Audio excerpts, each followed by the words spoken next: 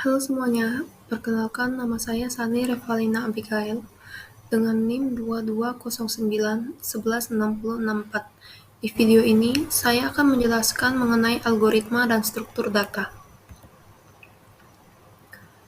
Algoritma dalam bahasa pemrograman merupakan serangkaian langkah atau instruksi untuk memecahkan masalah tertentu.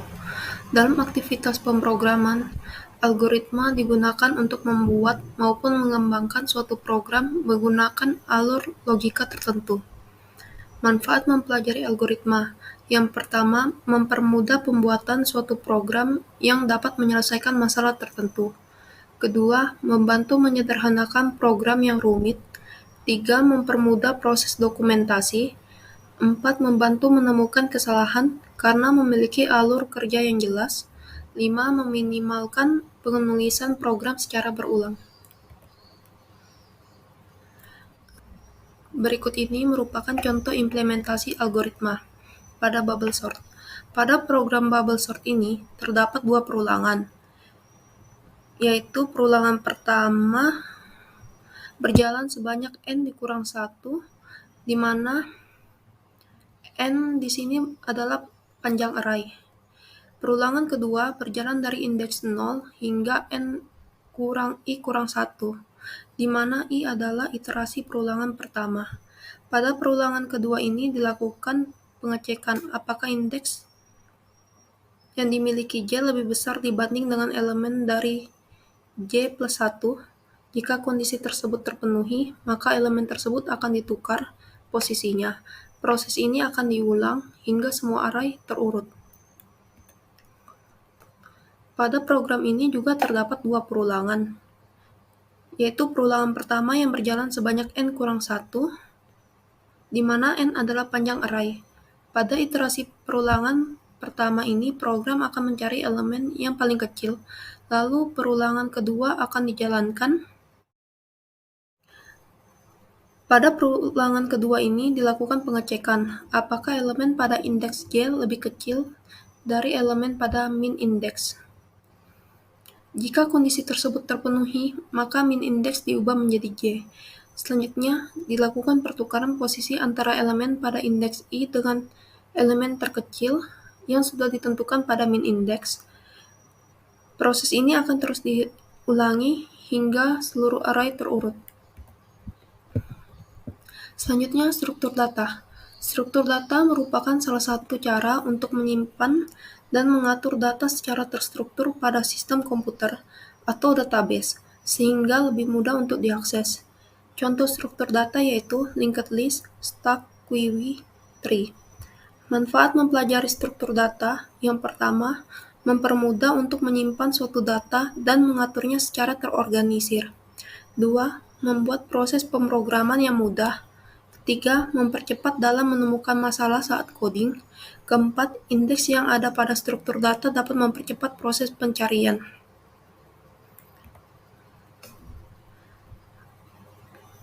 Contoh implementasi struktur data. Yang pertama, stack. Pada program ini terdapat stack yang diinisialisasi sebagai sebuah list kosong. Pada program ini, append digunakan untuk menambah data baru ke dalam list. Data yang saya tambahkan yaitu mobil, motor, angka 2, dan 1.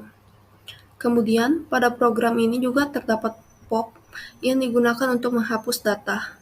Saat perintah pop ini dijalankan, maka program akan menghapus data yang terakhir ditambahkan, yaitu angka 1, sehingga di dalam list ini hanya tersisa mobil, motor, dan angka 2. Selanjutnya, query. Pada awal, modul dqui diimpor dari pustaka collection menggunakan pernyataan from collection import dqui. Modul ini digunakan untuk membuat objek dqui yang digunakan sebagai struktur data untuk mengimplementasikan query. Selanjutnya, objek query dibuat dengan memanggil dqui tanpa argumen. Ini menginisialisasi query sebagai dqui kosong. Pada program ini, append digunakan untuk menambah data baru. Data yang saya tambahkan yaitu huruf A, B, dan C. Lalu, pop left yang ada pada program ini berguna untuk menghapus data paling kiri atau data yang pertama kali ditambahkan. Maka data yang tersisa hanya B dan C.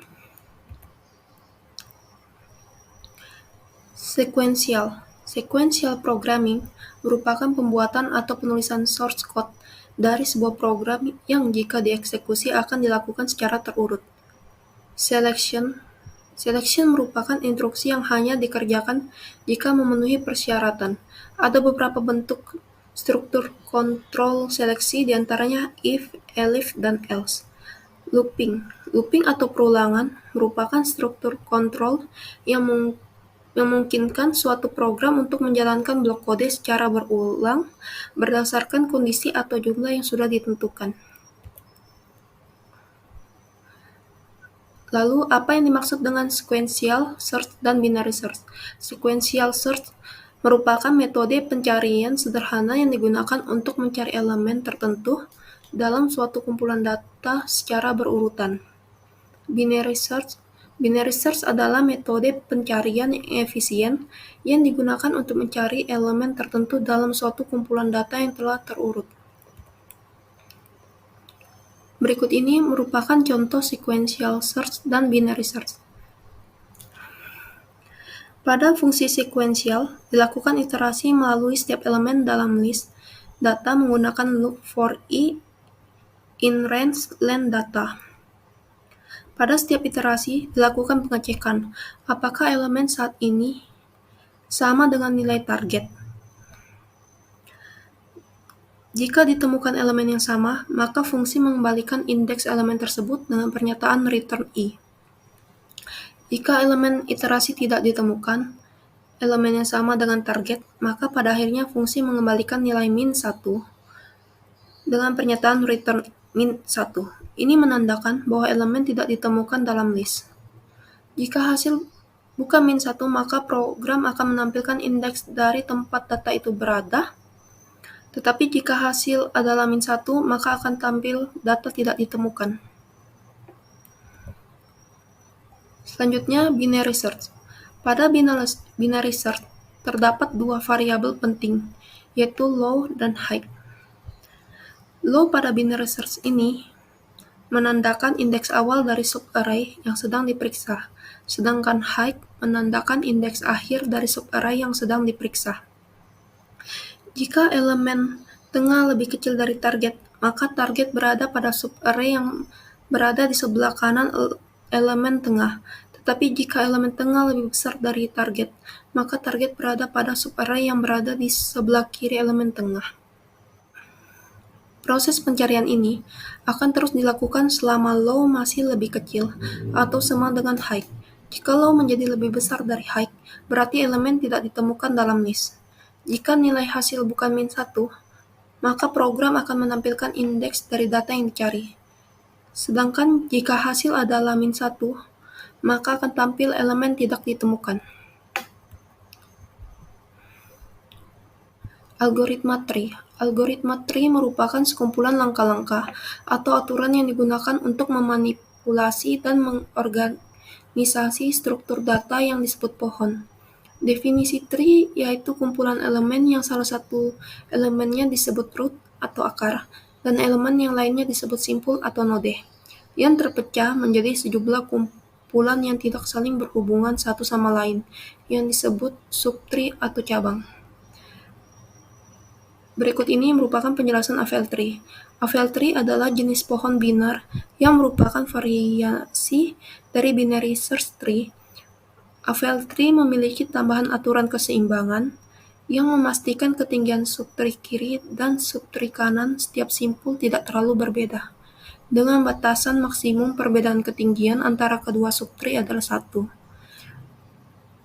Dengan AVL tree, waktu pencarian dan bentuk tree dapat dipersingkat dan disederhanakan. Cara kerja AVL. Setiap simpul dalam AVL memiliki faktor keseimbangan yang merupakan selisih antara tinggi anak simpul kanan dan kiri. 2. Saat sebuah simpul dihapus atau ditambah dari AVL tree, maka pohon akan melakukan rotasi untuk mempertahankan keseimbangannya. 3. Saat sebuah simpul ditambahkan atau dihapus, AVL tree akan memeriksa faktor keseimbangan pada simpul yang terpengaruh. Berikut ini merupakan contoh AVL tree. Misalkan terdapat angka 5, 3, 7, 2, 4, 6, dan 8. Pada tahap pertama, angka 5 dimasukkan sebagai akar atau root dari pohon.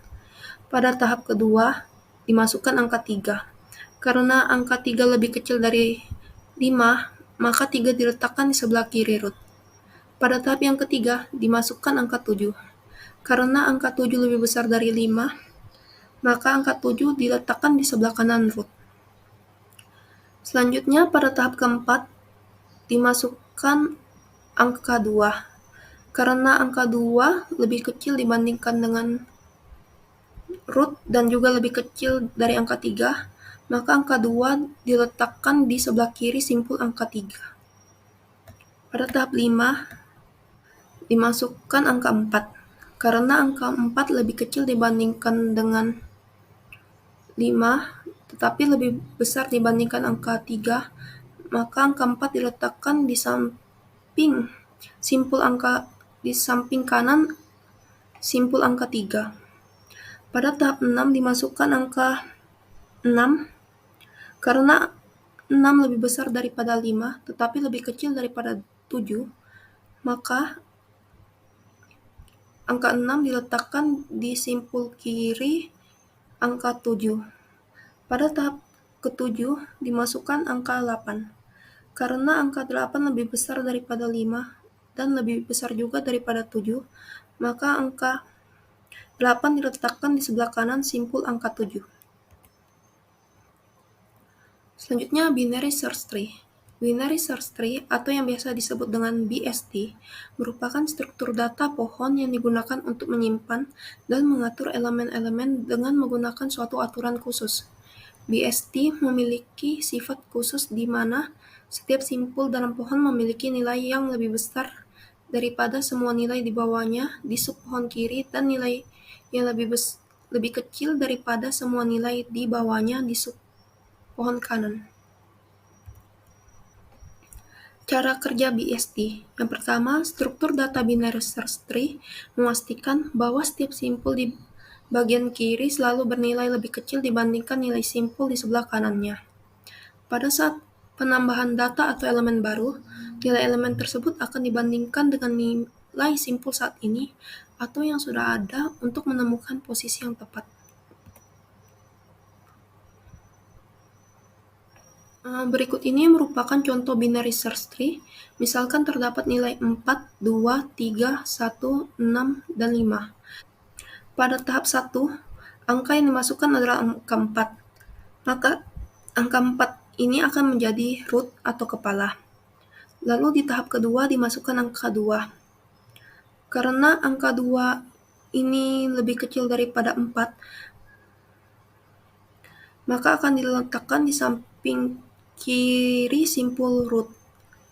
Pada tahap ketiga, karena elemen yang dimasukkan yaitu 3 lebih besar daripada 2, maka akan ditempatkan di kanan simpul 2. Pada tahap keempat,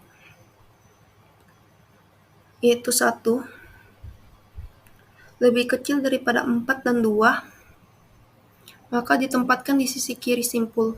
Tahap 5, yaitu 6, lebih besar dibandingkan dengan root, maka diletakkan di sisi kanan simpul root.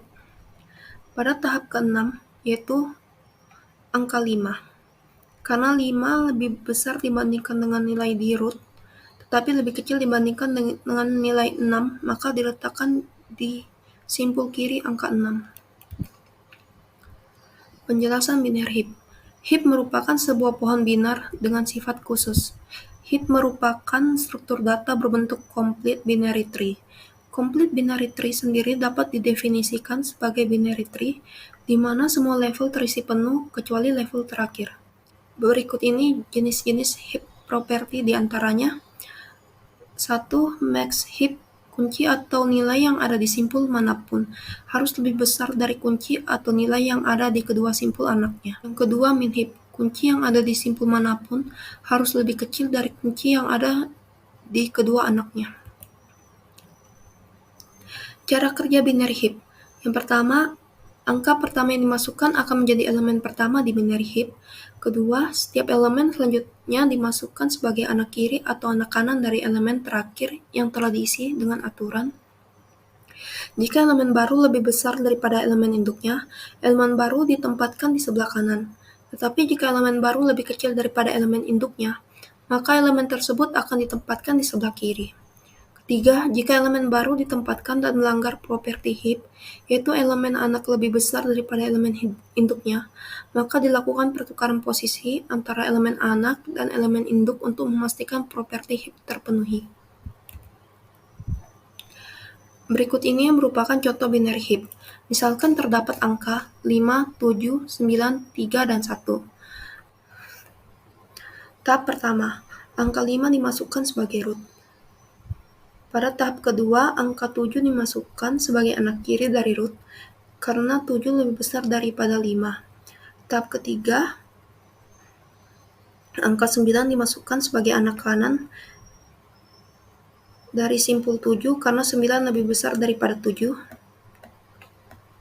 Pada tahap keempat, angka 3 dimasukkan sebagai anak kiri dari simpul 7, karena 3 lebih kecil daripada 7 dan lebih kecil dibandingkan dengan root, maka 3 akan menjadi root.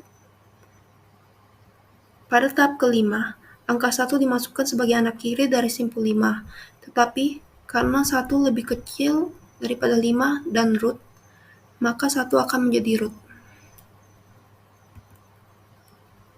Sekian dari saya, kurang lebihnya mohon maaf. Terima kasih.